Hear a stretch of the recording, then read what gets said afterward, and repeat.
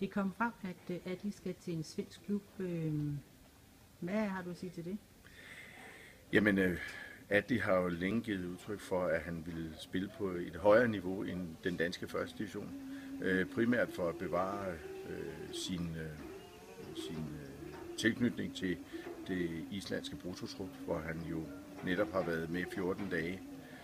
Så det kommer ikke som nogen overraskelse for os, og vi er glade for, at han har fundet en ny klub, der opfylder hans ambitioner. Hvad så? Jamen, foreløbig har vi jo forlænget med Henrik Overby, og han fik sidste sæson spoleret af en skade. Men vi føler absolut, at han har de kvaliteter, der skal til for at begå sig i den danske første division. Så vi er ret komfortable med, at Henrik Overby han er blevet frisk igen, og han skal nok overtage pladsen efter Adli.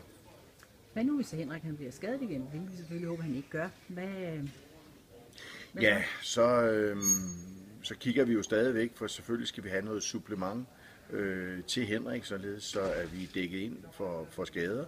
Men også gerne en type, som måske er lidt anderledes end Henrik, og derved også kan bruge det i mere taktisk henseende.